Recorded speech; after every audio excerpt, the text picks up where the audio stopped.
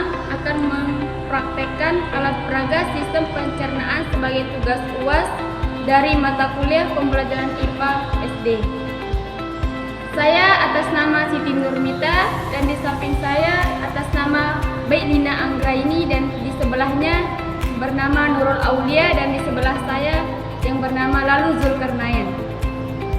Kami dari kelas F Mertak Tombok PGSD semester 4. Baiklah, yang pertama kami akan memperkenalkan alat dan bahannya yang akan disampaikan oleh Baik Lina Anggraini dan Nurul Aulia. Kepadanya dipersilakan. Itu bambu kotak. Selanjutnya ada selang bening kecil. Kemudian ada selang besar. Kemudian ada lakban besar bening. Terus ada double tip, gunting, cutter, dan 2 botol, yaitu botol kecil dan botol besar.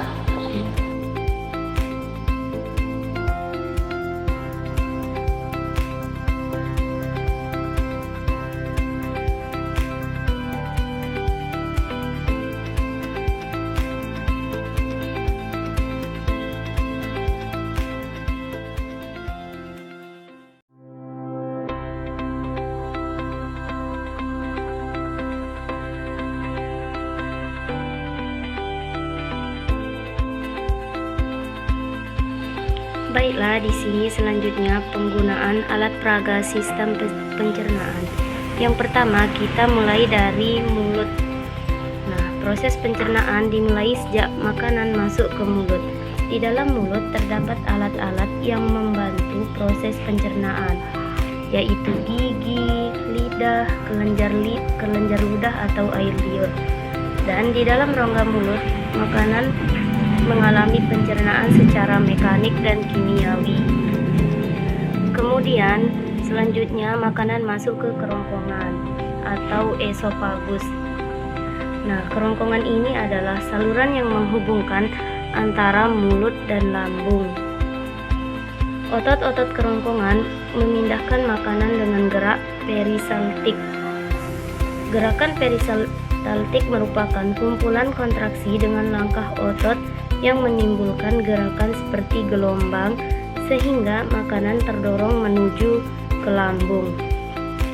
Pada ujung kerongkongan terdapat sphinkter atau otot-otot yang berbentuk cincin.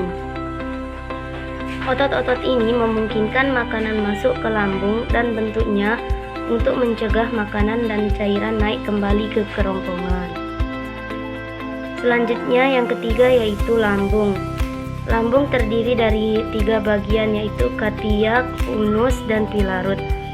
Dinding otot lambung melakukan pencernaan secara kimiawi dan mencampur dan mengocok makanan bersama asam dan enzim di dalam lambung yang dihasilkan oleh sel kelenjar dinding lambung.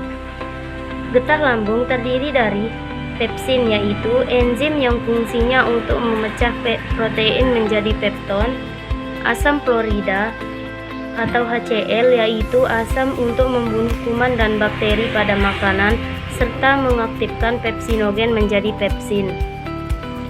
Nah, makanan diolah menjadi bagian-bagian kecil dalam bentuk setengah padat yang disebut kem. Setelah proses pencernaan selesai, kem ini dilepaskan sedikit demi sedikit melalui otot-otot yang berbentuk cincin yang disebut sphincter pilarus. Sphincter pilarus ini terletak pada bagian antara perbatasan lambung bawah dan bagian pertama usus halus yang disebut duodenum atau usus 12 jari. Selanjutnya usus halus. Usus halus yaitu selang kecil selebar 2,5 cm dan panjang kurang lebih 10 cm yang terdiri dari 3 bagian yaitu duodenum usus 12 jari, jejunum usus kosong, dan ileum usus penyerapan. Fungsi dari duodenum adalah melanjutkan proses pemecahan makanan yang sebelumnya sudah terjadi di organ lambung. Yang kedua yaitu jejunum, bagian atas usus halus yang terhubung dengan duodenum di salah satu ujungnya, sementara di ujung lainnya terhubung dengan ileum. Yang selanjutnya yaitu ileum, yaitu melanjutkan proses penyerapan nutrisi ke dalam aliran darah. Selanjutnya usus besar.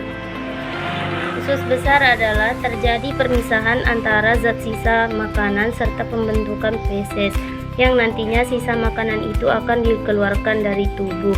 Panjangnya sekitar 5-6 cm yang terdiri dari 3 bagian, yaitu sekum, kolon, dan rektum. Sekum adalah bagian usus besar yang berbentuk menyerupai kantong dan berfungsi menghubungkan ileum dari bagian akhir di usus halus dan usus besar. Jika rektum telah penuh, makanan akan bergerak menuju anus untuk dikeluarkan dari tubuh.